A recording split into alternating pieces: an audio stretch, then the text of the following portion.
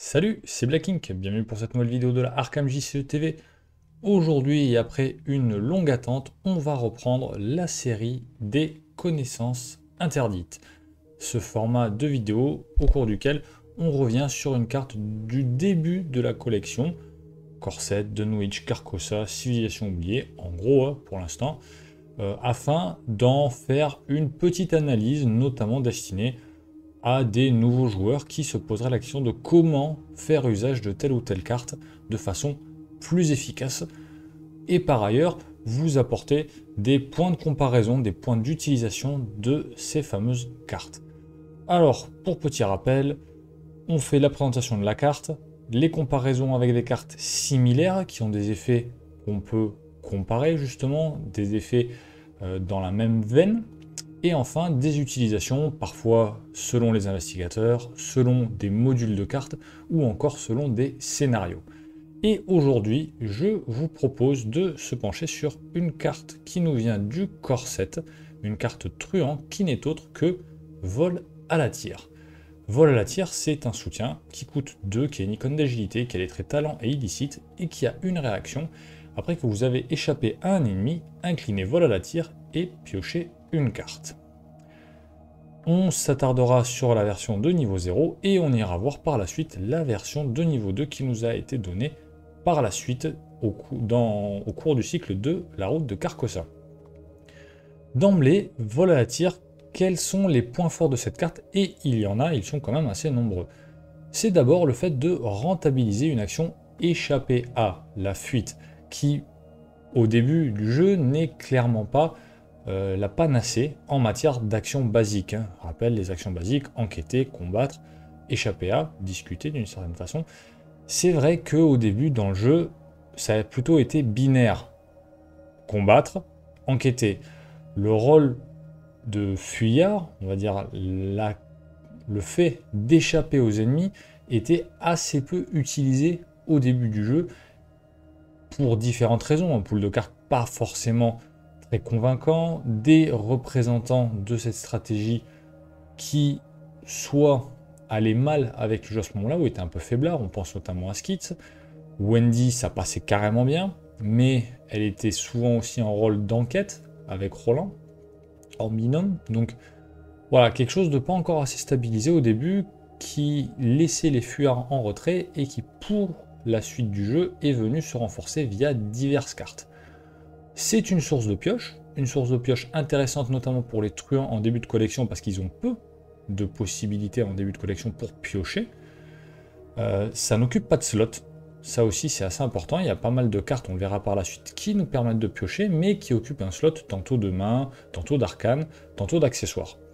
Enfin, comme c'est une carte qui ne dispose pas de limite, on peut en avoir 2 en jeu en même temps, de son côté, mais aussi les autres personnes à la table peuvent aussi le jouer. Donc on peut utiliser cette réaction autant de fois qu'on a de cartes en jeu de son côté qu'on contrôle, donc 2 fois a priori, ce qui fait qu'on peut piocher 2 cartes en cas d'une évasion réussite. C'est quand même assez intéressant. Pour autant, tous ces avantages sont largement contrebalancés par le coût global de la carte, c'est-à-dire 2 ressources plus une action de pause.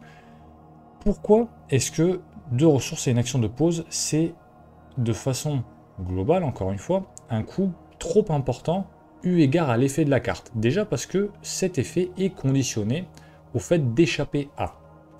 En solo, vous n'allez pas avoir beaucoup d'ennemis à gérer.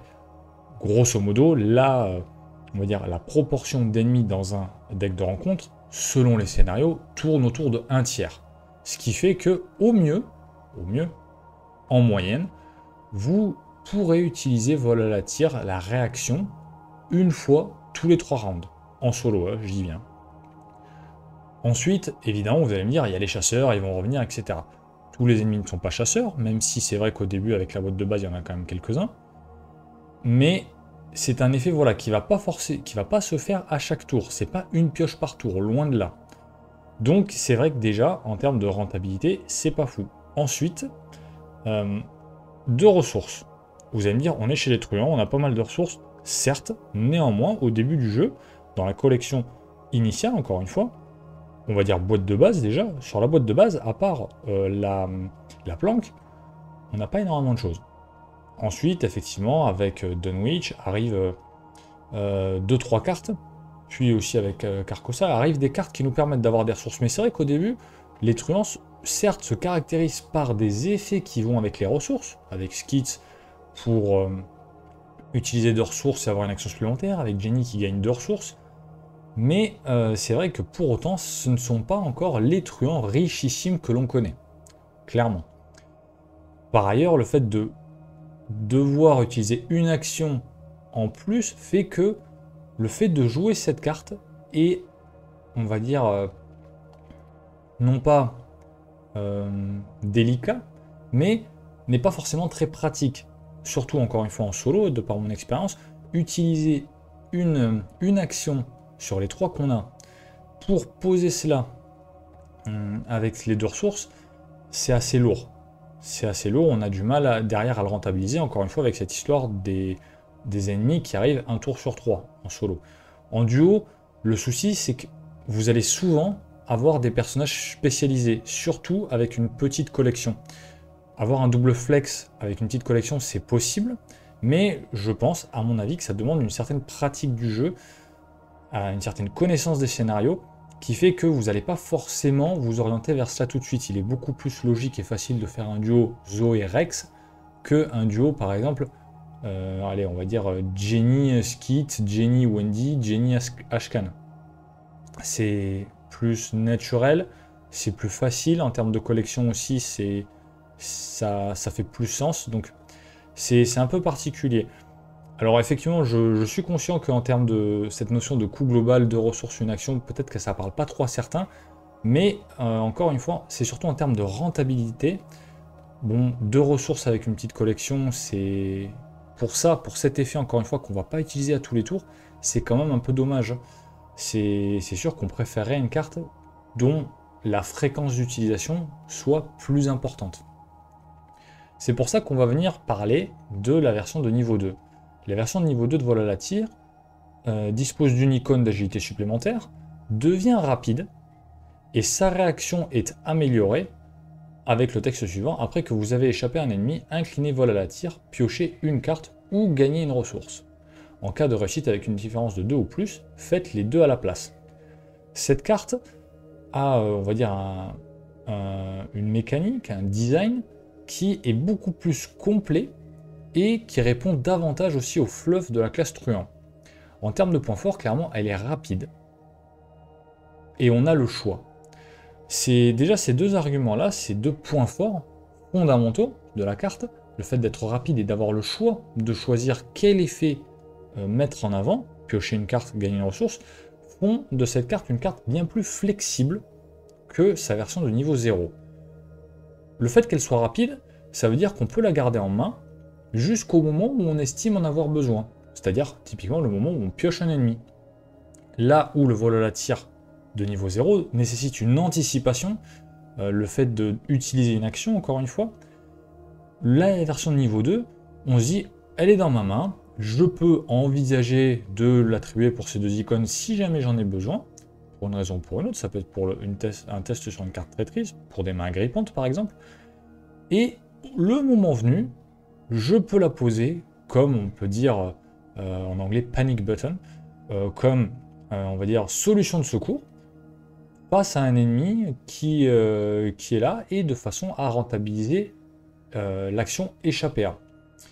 Le fait de pouvoir choisir aussi entre piocher une carte ou gagner une ressource vient potentiellement rembourser la carte relativement rapidement.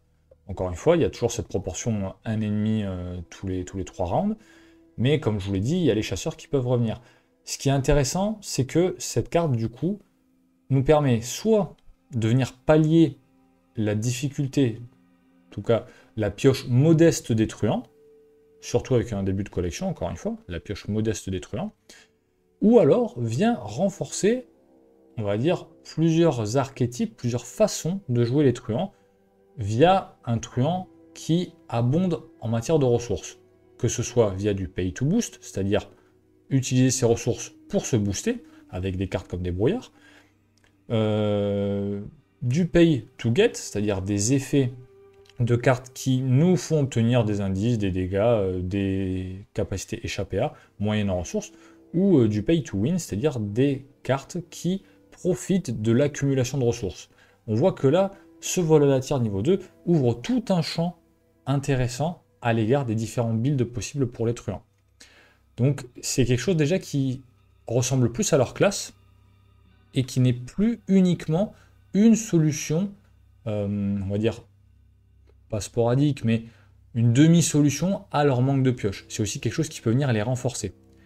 Évidemment, avec ce vol à la tire de niveau 2, on rentre dans le vif du sujet, avec cette notion de méga test, qui est l'un des attributs particuliers de la classe truand. C'est une mécanique qui, au début, était un peu palichonne chez les truands, mais qui prend de l'ampleur au fur et à mesure de la collection, et notamment avec le pack de Winifred à Bamok. Cette différence de 2 ou plus vient parfaitement s'imbriquer dans cette mécanique de méga test, et permet au truand, du coup, de jouir d'un bonus supplémentaire en non seulement piochant la carte, mais en gagnant une ressource. Ça, c'est d'autant plus intéressant que les truands, vous le savez au fur et à mesure de la collection, obtiennent des événements de méga test, des cartes qui vont aussi avec ça, des effets de personnages aussi qui vont bien avec ce genre de mécanique. Donc c'est un plus qui vient renforcer cette mécanique truand. Et enfin, on a la double icône qui permet de l'attribuer si jamais on a encore une fois un test relativement embêtant à gérer, même si c'est pas forcément ce que l'on va privilégier avec cette carte. Ce qui fait que, après analyse, le seul défaut qui reste à vol à la tire, c'est le fait d'être conditionné à une action échappée à. Ce qui fait encore une fois cette, on va dire, cette fréquence, pas optimale en solo, un peu plus en duo, mais encore une fois en duo vous allez vouloir jouer en spécialiste, peut-être plus tard en flex. Après c'est sûr que en trio, ça peut être intéressant, voire très intéressant d'avoir un vol à la tire, parce que du coup, en tant que troisième homme, vous pouvez faire un peu d'enquête et un peu de gestion de l'ennemi, mais de la gestion de l'ennemi différente, pas forcément au niveau des dégâts, mais plus au niveau des actions échappées à pour ralentir les ennemis, pour éviter que le gardien ou en tout cas le combattant se prenne des ripostes, pour échapper à un ennemi massif. Donc là, c'est vrai qu'on voit se dessiner le rôle d'un troisième homme qui, on va dire, profitera pleinement d'effets de cartes comme vol à la tire, puisqu'il viendra peut-être engager les ennemis pour ensuite les échapper, et après potentiellement peut-être utiliser une action enquêtée. On va passer maintenant aux comparaisons. Alors, j'ai ratissé large, j'ai pris beaucoup de cartes, mais du coup on va passer assez rapidement. On va parler des deux versions, vol à la tire de niveau 0 et vol à la tire de niveau 2. Et évidemment, ce sont les premières solutions de pioche pour les truands qui ont été complétées par la suite dans le cycle de la civilisation oubliée, avec d'un côté l'étui à cigarette porte-bonheur et de l'autre le crâne décoré. L'étui à cigarette porte-bonheur et le crâne décoré prennent tous les deux un slot, là où vol à la tire ne le prend pas. Par contre, gros avantage de l'étui à cigarette porte-bonheur, qui a un coût identique à vol à la tire, c'est le fait que sa réaction se joue de façon beaucoup plus fréquente. En effet, sa réaction nous dit, après avoir réussi un test de compétence avec une différence de 2 ou plus, incliner l'étui à cigarette porte-bonheur, piocher une carte.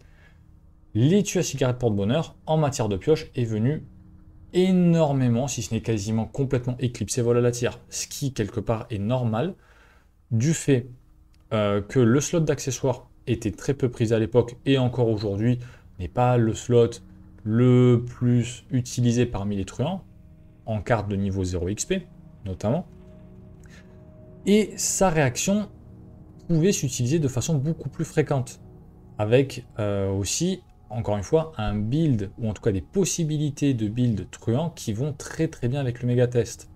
Donc c'est vrai que c'était une solution beaucoup plus fiable et beaucoup plus récurrente que vol à la tire, en matière de carte niveau 0 XP. Le crâne décoré, bon, j'en parle pas plus que ça, c'est une carte qui, à mon sens, malheureusement, est beaucoup trop lente à se mettre en place. On le voit, en réaction après qu'un investigateur, un soutien allié ou un ennemi dans votre lieu est vaincu, placez une ressource de la réserve de pion sur le crâne décoré en tant que charge. Pour une action, dépenser une charge, piocher une carte et gagner une ressource. L'effet est intéressant, mais beaucoup trop long. En solo, c'est à proscrire, clairement. En trio, pourquoi pas? Pourquoi pas? Mais même en duo, qui va faire ça? Le combattant, s'il n'a pas d'ennemi, pourquoi pas? Mais s'il prend cette action, c'est peut-être une action de mouvement en moins pour rejoindre pas le chercheur, mais celui qui l'enquêteur. C'est aussi peut-être une action en moins pour se stuffer pour des choses pour gérer les ennemis. C'est un peu compliqué. C'est un peu long à se mettre en place le crâne décoré, c'est bien dommage parce que la mécanique est quand même assez sympathique. Le fait de échanger des morts pour des ressources. Mais c'est vrai que c'est très peu efficace. Par la suite, on a vu apparaître les versions XP de ces deux cartes, avec cette particularité que les tuyaux cigarettes porte-bonheur comme le crâne décoré ont des versions à 3 XP et non pas 2, ce qui fait déjà une différence de taille, puisqu'elles ne sont pas splashables lors des biclassages classiques, ainsi que bon, la plupart uniques, seuls les truands, Akashi mis à part pour le crâne décoré, peuvent prendre ces deux cartes. Bon, je commets peut-être une erreur, j'ai pas vérifié, mais en gros, Akashi peut prendre le crâne décoré de niveau 3 parce que c'est un soutien avec des charges. Ursula peut le prendre parce que c'est une relique, mais au-delà de ça, il ne me semble pas qu'il y ait des personnages hors truands qui puissent prendre ces deux soutiens. Encore une fois, l'étui à cigarette porte-bonheur tire son épingle du jeu en venant du pack de Winifred Abamok avec non seulement de la pioche, mais de la pioche sélective, ce qui est une capacité très très puissante, qui est encore une fois liée au méga test et qui donc va très très bien avec les truands. Là-dessus, vol à la tire niveau 2 et tu à cigarette porte-bonheur ne jouent pas forcément dans la même cour, n'ont pas forcément la même utilité. Vol à la tire, c'est de la pioche pure, voire du gain de ressources. Les tu à cigarette porte-bonheur, c'est un tuteur. Et c'est un tuteur qui est ultra puissant, encore une fois, quand on se rentre vers le méga test. Et c'est vrai que le point d'XP de différence se justifie pleinement, car l'effet de l'étui à cigarette porte-bonheur est quand même autrement plus puissant, à mon sens, que celui de vol à la tire. Même si celui de vol à la tire est plus flexible, et notamment à cet avantage d'être rapide par rapport à l'étui cigarette porte-bonheur. Encore une fois, le crâne décoré de niveau 3, bon, ok, on peut dépenser jusqu'à 3 charges en même temps pour gagner 3 ressources et piocher 3 cartes. Après, honnêtement, c'est pas joué dans beaucoup de decks. Avec Akashi, ça s'envisage parce que ça arrive directement avec une charge, mais franchement, il y a mieux à faire avec Akashi. Alors, ce qui a été très dommage avec ce crâne décoré, à mon avis, c'est qu'il a été mis de niveau 3, alors que de niveau 2, Léo Anderson aurait pu le prendre. Et avec la flotte d'alliés qu'a Léo Anderson, c'eût été une carte très intéressante pour lui. Parce que pour le coup, comme ses alliés auront tendance à tanker pour lui, il peut prendre une action sans souci pour pouvoir poser le crâne décoré, sachant qu'en plus, sa capacité lui donne du gain d'action pour poser le crâne, pour poser des alliés. Ce qui fait que, intrinsèquement, le gain d'action généré par sa capacité peut permettre d'en récupérer une pour poser le crâne décoré.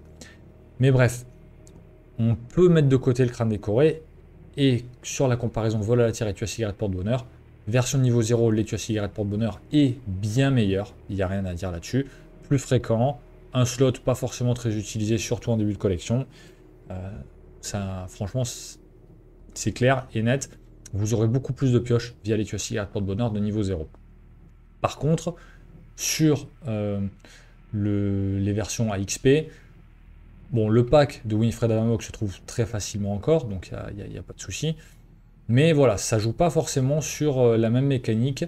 Les deux peuvent se valoir. L'étui à cigarette porte-bonheur, de façon indirecte, peut participer aux archétypes d'avoir des ressources détruisant, mais en allant chercher des cartes spécifiques, alors que vol à la tire participe directement. Vol à la tire se rembourse, l'étui à cigarette porte-bonheur pas de façon directe en tout cas. C'est sûr que si vous allez chercher une planque avec, oui, effectivement, mais ce sera une action. Vol à la tire est rapide, donc plus flexible, a des icônes d'agilité qui peuvent servir. L'étui à cigarette porte-bonheur a 2 icônes de volonté, ça peut servir, mais on n'aura quand même pas envie de l'attribuer pour ça, d'autant plus qu'avec leur faible volonté, les truands risquent de rater leur test, contrairement à un test d'évasion ou un test d'agilité. Point particulier aussi, vol à la tire, niveau 0, une icône d'agilité, 2 icônes d'agilité niveau 2, et tu as cigarette porte-bonheur, une volonté, 2 volontés. Alors le crâne décoré, je ne sais pas ce qui s'est passé. Là vous ne voyez plus à l'écran, mais le crâne décoré niveau 0 a une icône d'agilité, le crâne décoré de niveau 3 a une icône de volonté, une icône de force.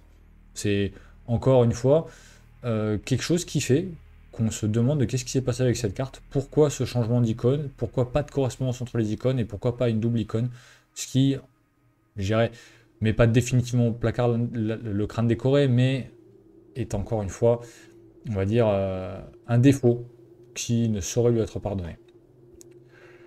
Je ne suis pas allé chercher les cartes gardien parce que, à ma grande surprise, il n'y a quasiment pas de cartes pour piocher en gardien. Quasiment pas. Il y a la lame enchantée de niveau 3, mais ça prend un slot de main, c'est ultra compétitif, c'est pas dans la même course, ça n'a pas les mêmes effets, c'est pour attaquer, donc ça a peu de sens de venir comparer. Donc on va passer directement aux chercheurs. Les chercheurs, le pendant du vol à la tire, pour moi c'est le sérum d'amplification des rêves, un soutien qui coûte 3, qui est une icône de volonté, qui est les traits objet et science. Seul le premier exemplaire de chaque carte dans votre main compte dans le calcul de la taille limite de votre main. Réaction, après avoir pioché un autre exemplaire d'une carte que vous avez déjà en main, révélez les 2 exemplaires et inclinez le sérum d'amplification des rêves, piochez une carte, et ça prend un slot d'arcane. C'est arrivé assez tard dans la collection avec les dévoreurs de rêves. Pour moi, c'est le pendant de vol à la tire, appliqué du coup à une spécificité des chercheurs qui est la taille de la main et la pioche, avec un archétype main pleine, bon, que moi j'ai un peu du mal à jouer, j'en vois pas trop l'efficacité. Par contre, surtout dans l'archétype méga pioche, pour venir écumer son deck et recycler, ça par contre ça marche bien. On est sur encore une fois sur une mécanique propre à la classe chercheur, donc correspondant un peu à vol à la tire du niveau 0 qui va sur l'évasion. Par contre, en termes voilà, de récurrence, c'est encore pire que le vol à la tire. En termes de coût global, c'est encore pire. Ça coûte 3 pour une action à poser. Et l'effet est encore moins fréquent que le fait d'échapper à. Donc franchement, le sérum d'amplification des rêves, oui, dans un archétype ultra précis, avec peut-être beaucoup de myriades, d'accord, ou peut-être avec une stratégie aussi de recyclage. C'est sûr que si vous avez un récup et que vous utilisez sans cesse certains objets à attribuer et que vous les remontez dans votre main et que constamment du coup vous piochez des cartes, peut-être que ça peut se faire, ça peut être une boucle intéressante, mais c'est usine à gaz, c'est pas super efficace. Pour moi, voilà, on est pleinement dans le même registre que vol à la tire de niveau 0, si ce n'est une carte peut-être encore moins bonne, même si, je l'admets, dans certains builds très précis, niche comme on peut dire, ça peut avoir sa place. En matière de cartes à XP, on a, pas forcément de cartes à XP, on a d'abord la dent d'Etzli, qui prend un slot d'accessoires, qui nous donne plus de volonté, plus d'agilité pour résoudre les cartes traîtrises, et en réaction, après avoir réussi un test de compétence alors que vous résolviez une capacité sur une carte traîtrise, inclinez la dent d'Etzli, piochez une carte, ça coûte 3. D'emblée, voilà, l'effet est quand même intéressant parce que déjà on a un boost, contrairement à vol à la tire, ça prend un slot ok. En chercheur, le slot accessoire au début n'est pas du tout compétitif. Par la suite, on va dire à compter du cercle brisé, bon, voilà, ça commence à causer par contre. Voilà, c'est pas parce que en moyenne, vol à la tire en solo va pouvoir s'activer un tour sur 3, un round sur 3, que la dent d'Etzli va s'activer 2 tours sur 3. C'est faux. Il y a un nombre non négligeable de traîtrises qui ne mettent pas en jeu, en fait, ou enfin ne mettent pas en jeu, n'ont pas pour conséquence des tests. Donc, c'est faux. Il serait erroné de se dire que bah, du coup la dent d'Etzli est plus fréquente que vol à la tire. Ça l'est dans une certaine mesure, et selon surtout les scénarios et les campagnes, mais bah, voilà, sur un antique fléau, vous faites pas un test. Donc, en fait, ça sert à rien. Sur ombre chasseresse, bah, vous prenez vos 2 dégâts où vous déposez votre indice, enfin vous dépensez votre indice, mais vous ne faites pas de test. Donc la dent d'Etzli, malheureusement, elle n'est pas si rentable que ça non plus. Par contre, voilà, la carte à XP chez les chercheurs qui met tout le monde d'accord, c'est le totem macabre de niveau 3 qui nous permet de piocher moyennant la réussite au test de compétence. Et là, effectivement, il n'y a rien à dire, c'est une carte qui est super forte. Elle vaut amplement ses 3 XP, elle fait clairement de l'ombre à vol à la tire. Peut-être que Trish sera pas mécontente de prendre vol à la tire parce que ça coûte moins cher que le totem, mais globalement, le totem macabre est une solution bien plus fiable du fait, encore une fois, de sa récurrence. On attribue des cartes à n'importe quel test, n'importe quel type d'icône. Si on réussit, on pioche une carte, et en plus le totem nous donne le bonus d'occurrence supplémentaire via les icônes du test. C'est enfin en tout cas via les icônes de la carte. Donc c'est beaucoup plus fréquent, c'est beaucoup plus facile à utiliser. Bon, encore une fois, ça éclipse pas mal voilà la tire, mais on rentre déjà dans une certaine maturité du jeu, on est déjà au cercle brisé, on a des effets de cartes plus puissants, certes, mais plus spécifiques aussi à chaque classe. Et en termes d'efficacité, c'est quand même autre chose. Donc c'est vrai que vis-à-vis des chercheurs, bah, voilà la tire fait un peu pâle figure, mais parce que voilà, la classe des chercheurs, c'est la classe qui est connue pour piocher. Il y a plein d'autres cartes pour piocher en chercheur en matière de soutien, hein. Je compare bien par rapport au soutien.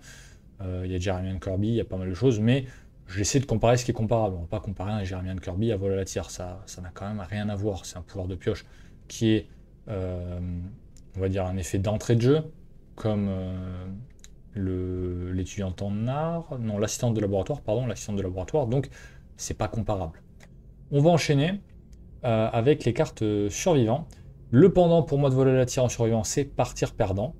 Partir perdant qui est un talent, qui coûte 0, qui est une icône de volonté, qui a une réaction quand vous initiez un test de compétence, inclinez Partir perdant, augmentez de 2 la difficulté de ce test, gagnez une ressource ou piochez une carte. Ça nous arrive beaucoup plus tard que le vol à la tire de niveau 0, ça arrive avec le cercle brisé, mais c'est une carte qui s'inscrit pleinement dans le fluff des survivants. Elle coûte 0, bah les survivants ils gagnent pas forcément tant de ressources que ça va bien aussi avec cacher son jeu quelque part. La réaction est plus flexible que voler la tire, avec gagner 2 ressources ou piocher une carte, ce qui montre bien le fait que les survivants peuvent faire un peu tout, et surtout qu'ils n'ont pas grand chose, donc on peut gagner l'un ou l'autre. Le fait de jouer sur l'échec, c'est une mécanique qu'on avait vue avec les survivants, déjà auparavant, et qui est aussi renforcée avec l'arrivée de Stella Clark, donc c'est complètement, on va dire, cohérent dans le fluff des survivants, et c'est une carte qui, du coup, a montré dans cet archétype échec tout son potentiel et qui a fini dans la liste des tabous à 3 XP, il me semble, ce qui est, on va dire, assez justifié.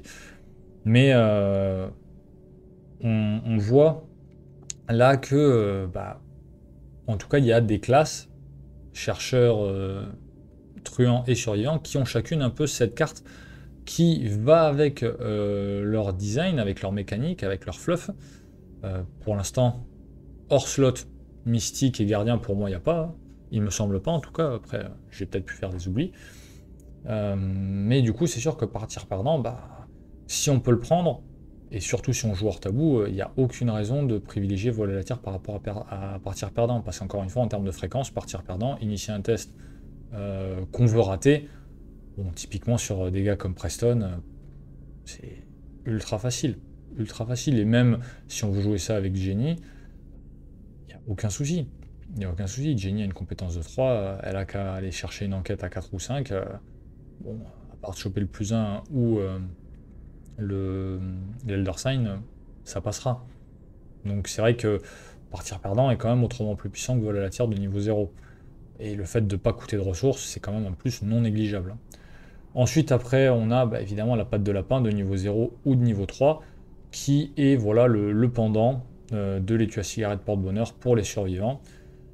Pas grand chose à dire là-dessus, on est toujours dans la mécanique d'échec, avec un effet vraiment miroir par rapport à l'étui à cigarette porte-bonheur. Chez les survivants qui jouent l'échec, ça sera bien plus employé que vol à la tire, malgré le fait que la version niveau 3 ne soit pas rapide.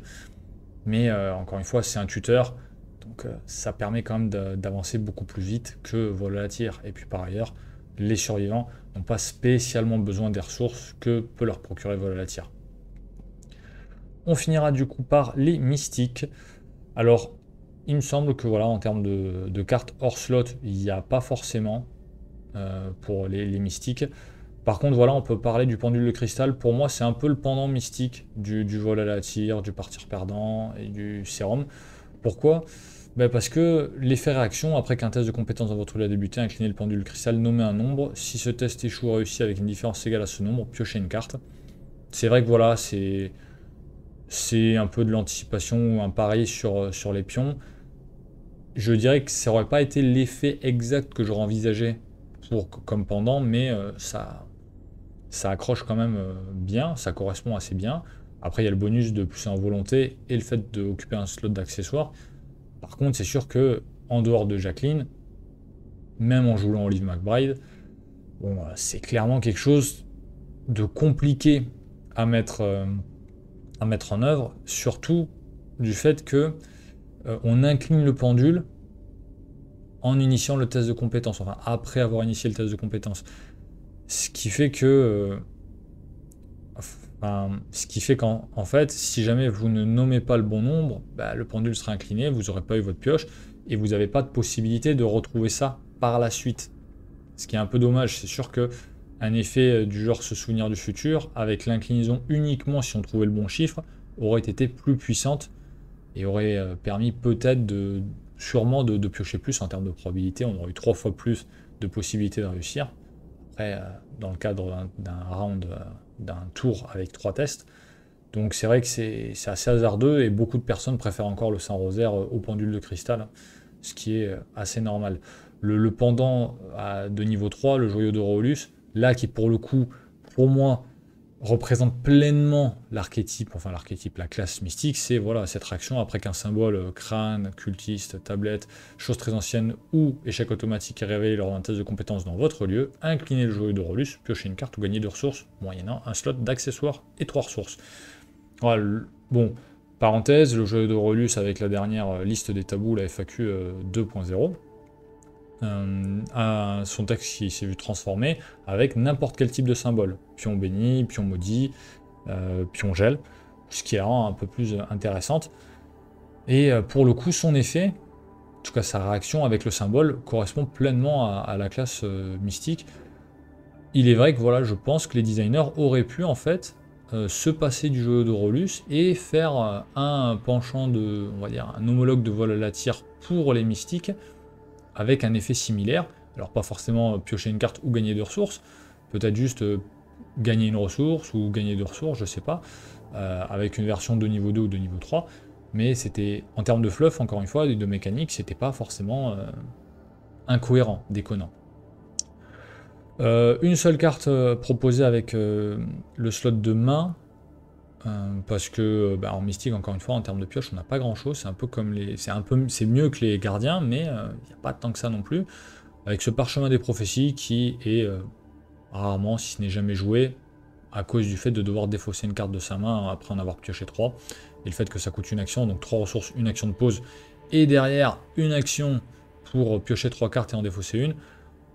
Malgré le fait qu'il y ait 4 secrets dessus, honnêtement, qui va vouloir jouer ça? Alors peut-être Daisy, parce que c'est un livre, et donc du coup elle a une action supplémentaire pour le jouer, mais pourquoi Daisy irait s'encombrer du parchemin des prophéties à partir du moment où elle a le vieux grimoire? Clairement. La Rolls de pioche dans les mystiques reste, et pour l'instant restera encore je pense longtemps, l'initié aux arcanes, qui est pleinement fluff encore une fois, avec cette classe-là. Et je ne détaille pas l'effet de l'initié aux arcanes, tout le monde le connaît. C'est un allié, et c'est le seul allié dont je parlerai, parce que voilà, c'est un allié qui c'est pas un effet d'entrée, c'est un effet qui peut s'utiliser plusieurs fois, qui certes est conditionné par le fait de piocher une carte sort, mais c'est une petite recherche quand même. Et des sorts en mystique, globalement, dans votre deck, vous allez en avoir beaucoup, beaucoup, beaucoup.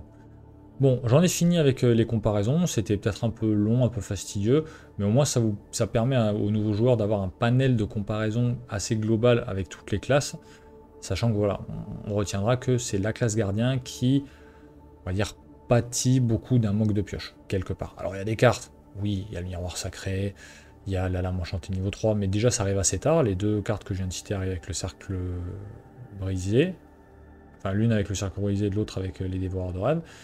Et bon, c'est pas aussi facile pour le coup qu'un vol à la tire de niveau 2, qu'un étui à cigarette porte-bonheur, etc. En matière d'utilisation de ces 2 cartes par rapport aux investigateurs, on pense déjà en première instance à Finn Edwards qui peut pleinement prendre parti de vol à la tire de niveau 2. Pourquoi? Bon, déjà une valeur d'agilité de 4, intéressante, mais surtout sa capacité à avoir une action supplémentaire pour échapper à. Ce qui fait que Finn a déjà un gain d'action en matière de fuite, mais qui va pouvoir venir rentabiliser avec cette carte de niveau 2, ce qui fait que la fuite, cette action supplémentaire, sera d'autant plus rentabilisée, une compression d'action qui rend Finn encore plus fort, notamment en solo, puisque si avec votre action supplémentaire en première action, vous arrivez à échapper à un ennemi, et que derrière, en plus vous faites du méga test, que vous récupérez une carte et piochez une ressource, en termes de compression d'action, ça fait une fuite, une ressource, une pioche, quelque part ça fait quand même 3 actions en une, c'est assez énorme, et pour peu que vous combiniez ça avec une compétence qui vous permet de bouger, ça fait 4 actions en une, c'est super fort avec Finn Edwards. C'est comme si vous faisiez 2 tours en un, donc clairement avec Finn, il ne faut surtout pas hésiter à jouer cette carte, selon le build évidemment que vous voulez jouer, mais en tout cas son application avec Finns, elle est évidente, il n'y a aucun souci là-dessus. En truand aussi, vous avez évidemment Winifred Avamok qui, sans compter une capacité pour avoir du gain d'action en matière d'échappée a du gain d'action dans le fait d'aller chercher le méga test. Et évidemment, de par sa capacité, de par le fait de réussir en attribuant des cartes, et de par l'effet du vol à la tire de niveau 2, Winifred creuse un peu plus dans son archétype de méga test, de pioche, et donc du coup de faire cycler son deck très très vite. Vol à tir de niveau 2 avec Winifred Avamok, avec son agilité à 5, c'est non négligeable, c'est très intéressant, et ça s'inscrit pleinement dans sa logique. Ils auraient pu d'ailleurs envisager vol à la tire de niveau 2 avec Winifred Avamok. Alors oui, ils ont mis les tues à cigarette porte-bonheur de niveau 3, qui va aussi très très bien avec elle, mais pour autant, rien ne vous empêche d'envisager autre chose que ce tuteur de niveau 3, si vous voulez jouer autre chose, ou si vous cherchez à cycler le deck de Winifred sans forcément aller chercher une carte précise, vol à la tire est déjà très intéressant en la matière. Point particulier sur Strish, qui est l'un des rares persos avec lequel je peux recommander de jouer la version de niveau 0 de vol à la tire. Pourquoi ? Eh bien parce que la version de niveau 2 a moins d'intérêt qu'il n'y paraît avec Trish. Pourquoi ? L'avantage de Trish, c'est sa capacité qui nous permet, une fois qu'on a enquêté avec un ennemi dans notre lieu, soit d'échapper automatiquement à un ennemi, soit de découvrir un autre indice. Le fait d'échapper automatiquement à un ennemi ne saurait déclencher la deuxième partie de l'effet de la carte de niveau 2, de vol à la tire de niveau 2. Comme c'est une réussite automatique, il n'y a pas de test de compétence, vous ne réussissez pas avec cette fameuse, avec ce fameux méga test, puisqu'il n'y a pas de test. C'est pas un test réussi automatiquement, c'est une réussite automatique. C'est voilà, une distinction à avoir. Ce qui fait que quelque part, pourquoi s'encombrer à utiliser 2 XP avec Trish quand l'effet recherché peut être enclenché de façon automatique moyennant une action enquêtée pour laquelle Trish excelle. Donc je dis pas qu'il ne faut pas jouer la version de niveau 2 avec Trish, encore une fois, la carte en tant que telle, dans l'absolu, garde tous les avantages qui lui sont propres. Néanmoins, la version de niveau 0, pour débuter une campagne, est très utile, qui plus est, encore une fois, parce que, en fait, au fur et à mesure de la partie, les actions échappées avec Trish ne sont pas légion, puisque vous allez systématiquement chercher à échapper aux ennemis via la capacité de Trish. Encore une fois, d'autant plus en solo, où là, vous allez enquêter, peut-être prendre une attaque d'opportunité, ou peut-être pas, parce qu'il y a pléthore de solutions de ne pas se la prendre, et du coup, vous allez enclencher et échapper automatiquement à l'ennemi qui est avec vous. Donc, on va dire que le coût global de la carte de niveau 0 est atténué avec Trish, moyennant son gain d'action, et le fait que sa capacité ne permet pas d'utiliser l'effet méga test de la version de niveau 2. Enfin, pour parler d'autres investigateurs, mis à part les truands, même si je reviendrai rapidement, quand même, petite mention pour Sefina. Sefina joue beaucoup sur les événements, mais c'est vrai que la version de niveau 2 de vol à la tire peut très très bien aller avec suggestion, de niveau 1 ou de niveau 4, évidemment. Donc c'est vrai que je ne l'ai pas mise dans mes slides, mais voilà, Sefina peut aussi s'accommoder de vol à la tire, avec notamment suggestion, ce qui fait qu'elle aura une valeur pour échapper à de 8, sans autre boost, donc c'est intéressant. Mais donc du coup, voilà, pour revenir à l'autre investigateur dont je voulais vous parler, qui n'est pas truand, évidemment on pense à Wendy Adams, qui peut splasher vol à la tire de niveau 2, et pour lequel c'est quand même assez intéressant. Si on veut pas jouer une Wendy basée sur l'échec, moi je sais que l'archétype échec, voilà, avec Stella Clark ça va bien, on la joue une fois, 2 fois, on a compris, et on passe à autre chose. Avec Wendy, il y a quand même matière à faire d'autres choses, il y a plusieurs builds possibles, on peut partir sur de l'échec si on veut, on peut partir sur du cacher son jeu, on peut partir sur du riche aussi avec son splash truand de niveau 0 à 2. Et effectivement, vol à la tire de niveau 2, c'est intéressant avec Wendy parce que c'est flexible. Ça va lui permettre tantôt de piocher des cartes parce qu'en survivant, il n'y a pas tant de cartes que ça qui vont lui permettre de piocher en dehors de l'archétype échec. Ça lui permet de gagner des ressources si jamais on est parti plutôt sur du pay to boost. C'est quelque chose qui est flexible et qui lui va bien, qui renforce un peu cette image d'une Wendy qui peut à peu près tout faire et qui, notamment, moyennant sa capacité, si jamais sur l'esquive on n'arrive pas à avoir cette différence de 2 ou plus, on peut essayer de retirer un pion et retenter sa chance. C'est vrai que c'est quand même pas rien, surtout que en survivant, on le sait, il y a pas mal de cartes qui interagissent avec la défausse, soit en les jouant depuis la défausse, soit en les recyclant, ce qui fait que le fait de défausser des cartes pour chercher ce méga test avec vol à la tire est d'autant plus plausible avec Wendy qu'avec un autre investigateur. Voilà au niveau des investigateurs. On va passer rapidement sur des utilisations potentielles avec des cartes. Évidemment, je vous l'ai dit, on est dans la classe truand. La classe truand peut venir rentabiliser ses actions échappées à, que ce soit avec le vol à tir de niveau 0 ou niveau 2, moyennant des cartes comme Prest, qui donne du gain d'action à travers du mouvement, ou via porte-flingue, qui donne du gain d'action via les dégâts. Il y a d'autres exemples, mais voilà, vous comprenez la logique. Il y a vol à la tire ira bien avec des cartes qui cherchent à rentabiliser les actions échappées à. Encore une fois, cette action qui au début était laissée pour compte, voilà, était laissée pour compte parce qu'il n'y avait justement pas trop de modules comme ça, de cartes qui nous permettaient de venir rentabiliser ces actions. Les designers du jeu l'ont compris un peu plus tard, notamment voilà, à partir de la civilisation oubliée, et se sont dit non mais du coup il faut encourager les joueurs à utiliser des actions échappées à. On le voit déjà dans le cycle de la civilisation oubliée où l'agilité et les actions échappées à sont au premier plan. On le voit aussi avec des cartes qui sont apparues à partir de là pour justement rentabiliser le fait que des ennemis soient inclinés, que des ennemis soient fuis, etc. Évidemment, l'autre partie qui va très bien, surtout avec vol à la tire de niveau 2, c'est l'ensemble des cartes, notamment événements, qui viennent jouer sur le méga test. On pense à Kuba, on pense à se faufiler, on pense à forcer l'entrée, et etc. Ce sont une typologie de cartes avec addition de 2 compétences qui jouent sur du méga test, en tout cas qui ont tendance à vouloir jouer sur du méga test, qui vont parfaitement bien avec la version de niveau 2.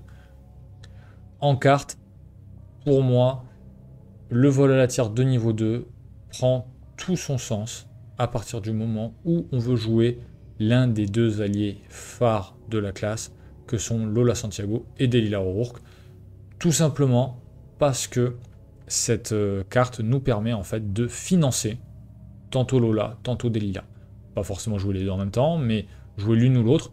C'est encore plus évident avec Delilah parce que on inflige un dégât supplémentaire si l'ennemi est incliné. Évidemment, l'ennemi sera incliné, notamment si on lui a échappé auparavant, ce qui fait que vol à la tire de niveau 2 est complètement logique et complètement, on va dire, pas essentiel, mais vient clairement donner du corps, donner de la consistance, comme il dirait en anglais, à cette carte qu'est Delilah O'Rourke pour venir rentabiliser et financer l'effet de Delilah.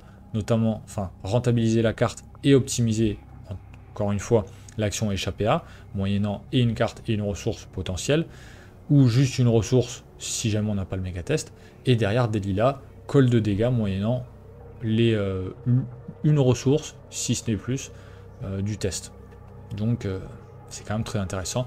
Et évidemment, Lola Santiago, c'est décorrélé de la valeur, on va dire, d'évasion d'un ennemi.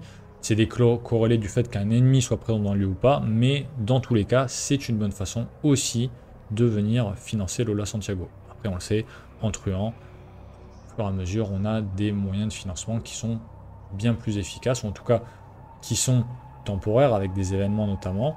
Mais voilà, le vol à la tire nous permet d'avoir, on va dire, une captation de ressources dans le temps, plus ou moins linéaire en fonction des scénarios, du nombre d'ennemis qu'il y a, des chasseurs, etc. Mais c'est une utilisation intéressante et auquel il faut penser. Pour moi, j'en ai terminé sur ces 2 cartes et c'était déjà bien plus long que ce que je pensais. Je suis allé peut-être un peu trop loin, et peut-être un peu trop dissipé, notamment au niveau des comparaisons. Je tâcherai peut-être la prochaine fois de faire quelque chose d'un peu plus concis pour revenir à des vidéos un peu plus digestes, on va dire.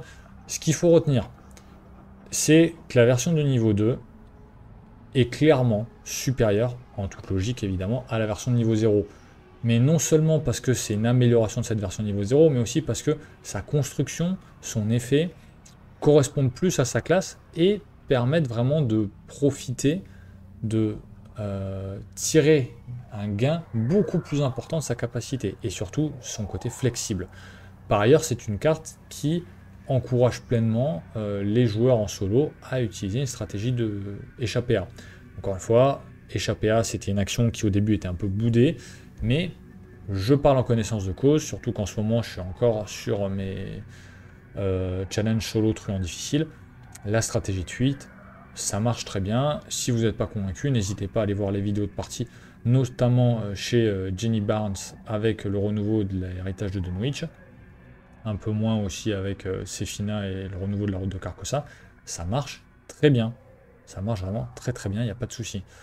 Point particulier, vraiment, on le voit particulièrement dans la vidéo sur le serment indicible avec Sefina et le renouveau de Carcosa. Dans les choses voilà, à souligner en défaveur de Vol à la tire, bah, c'est clairement la version niveau 0 qui est très lourde, qui ne se rembourse pas, qui, encore une fois, malheureusement, ne peut se jouer qu'une fois, ne va s'activer en gros qu'une fois tous les 3 tours. C'est aussi valable pour la version de niveau 2, mais on l'a déjà dit, en termes de remboursement, en termes de rentabilité, la version de niveau 2 est quand même beaucoup plus intéressante, avec notamment des effets correspondant à des investigateurs tels Finn, Winifred ou Jenny, qui sont non négligeables. De façon globale, ce dont il faut se rappeler avec cette carte, c'est que c'est une carte qui encourage à jouer la fuite, encore une fois, cette action qui est un peu délaissée par les joueurs, mais qui est largement viable en solo. En multi, c'est une autre paire de manches. Un double flex, pourquoi pas, et encore, ou en tout cas jouer de façon particulière. C'est sûr que par exemple, on peut envisager avec Wendy de jouer un 2 justesse avec un vol à la tire. Le 2 justesse qui permettra de remélanger dans le deck rencontre l'ennemi auquel on vient d'échapper en rentabilisant la fuite avec vol à la tire. Mais voilà, la fuite, l'archétype, enfin, il n'y a pas un archétype de fuite en tant que tel, mais il ne faut pas hésiter en solo à essayer de jouer cette stratégie d'échapper aux ennemis, parce que il y a quand même quelques joueurs qui le font et ça marche bien. Sur le Discord, on en discute de temps en temps avec Akan. Lui, pareil, il est assez porté sur cette stratégie-là selon les investigateurs, et pour lui aussi, ça marche très très bien. Donc il n'y a aucune raison de ne pas essayer.